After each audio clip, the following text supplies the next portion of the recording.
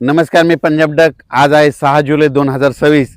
खास करून अंदाज देणारे मुंबई, पुणे, कोल्हापूर आणि नाशिक ह्या जिल्ह्यासाठी खास करून कशामुळं की आज दुपारनंतर म्हणजे 2-2:30च्या नंतर ह्या मुंबई, पुणे, कोल्हापूर, नाशिक 2:30-3च्या नंतर मुसळधार ते अतिमुसळधार पाऊस आज दुपारनंतर सुरुवात होणार आहे। म्हणून हा अंदाज मुंबईकर, पुणेकर, नाशिककर, त्याच्यानंतर कोल्हापूर आणि त्याच्यानंतर घाटमाता कोकणपट्टी ह्या शेतकऱ्यांना म्हणजे रत्नागिरीपासून ते इकडे पालघरपर्यंत या शेतकऱ्यांना अंदाज लक्षायचा। म्हणजे आणखीन 2 दिवस म्हणजे 6, 7, 8 म्हणजे आणखीन 8 तारखेपर्यंत असाच पावसाचा जोर राहणार आहे। आणि 9 तारखेच्या नंतर मुंबईला देखील सूर्यदर्शन घडणार आहे, पुण्याला देखील सूर्यदर्शन घडल, कोल्हापूरला घडल, नाशिकला घडल। म्हणून हा अंदाज लक्षात घ्यायचा।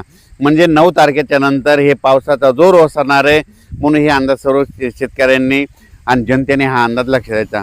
त्याच्यानंतर राज्यातली परिस्थिती बघता राज्यामध्ये काही भागामध्ये आज बरेच भाग सुटलेला आहे, तर त्या शेतकऱ्यांसाठी आनंदाची बातमी। आज म्हणजे पुण्याकडे पाऊस जोरात सुरुवात झाल्याच्या नंतर बारामती एरिया 2, तसेच बीड जिल्हा, त्याच्यानंतर सोलापूरचा इकडं उत्तर सोलापूर, त्याच्यानंतर ह्या भागामध्ये आज बऱ्याच भागामध्ये पाऊस सुरू होणार आहे।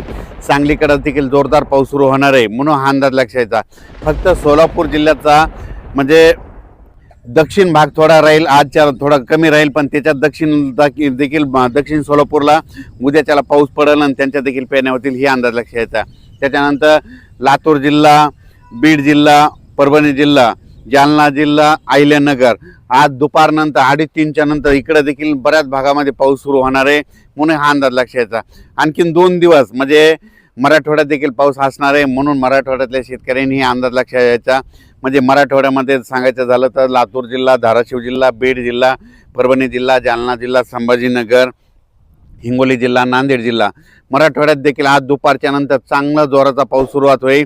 आणि 2 दिवस म्हणजे आज 6, 7 आणि 8 म्हणजे आणखीन 3 म्हणजे आजचा 1 उद्या 3 दिवस 8 तारखेच्या नंतर मराठवाड्यातले देखील पावसाचा जोर उसळणार आहे। 9 तारखेला मराठवाड्यात चांगलं सूर्यदर्शन घडणार आहे। म्हणून हा अंदाज मराठवाड्यातल्या शेतकऱ्यांना लक्षात घ्यायचा। ज्यांची कोणाची पेरणी राहिली असेल, जर जमिनीत ओल असेल तर तुम्ही तुमच्या पेरणीचा निर्णय घेऊ शकता। त्याच्यानंतर सांगायचं झालं तर विदर्भाकडे पूर्व विदर्भाकडे आजच म्हणजे वर्धा, नागपूर, भंडारा, गोंदिया, चंद्रपूर, यवतमाळ तिकडे आज देखील पाऊस सुरू आहे।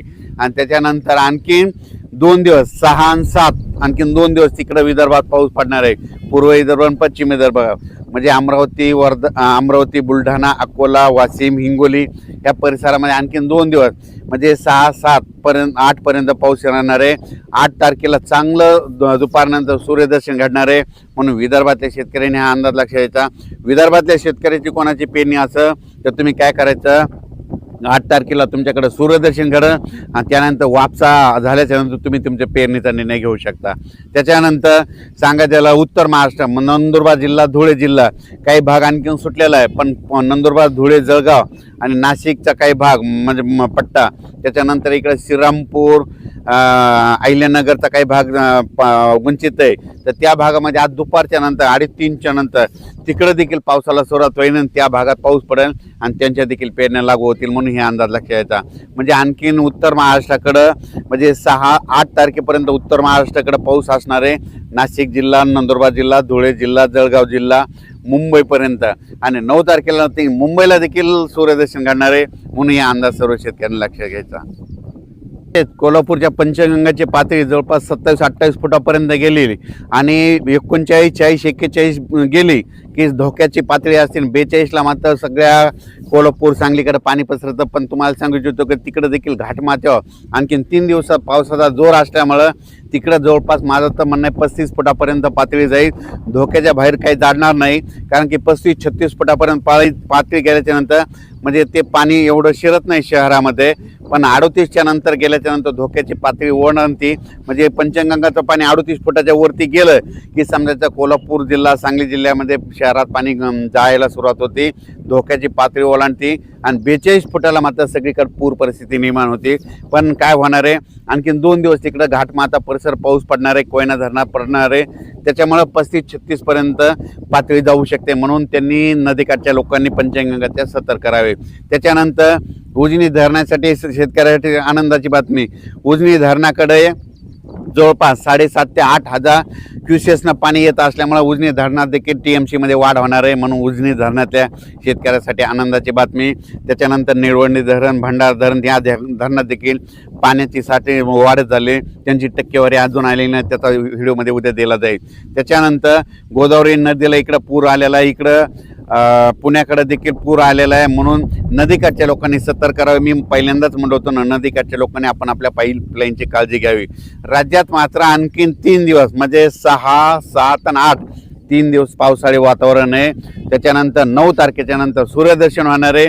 9 तारखे आता 8 तारखेला विदर्भात सूर्यदर्शन होईल, 9ला थोडं मराठवाड्याकडे होईल आणि मुंबईकडे देखील 9ला होईल. म्हणून मुंबईच्या जनतेने आणखीन 2-3 दिवस म्हणजे 6, 7 आणि 8 तारखे 3 दिवस पाऊस राहणार आहे. म्हणून तुम्ही तुमची काळजी घ्यायची, पुणेकरांनी काळजी घ्यायची, नाशिकवाल्यांनी काळजी घ्यायची, कोल्हापूरकडल्या जनतेने देखील काळजी घ्यायची, त्याच्यानंतर सातारा परिसरातल्या शेतकऱ्यांनी देखील काळजी घ्यायची. तसेच बीड जिल्ह्यामध्ये कडा आष्टे या भागात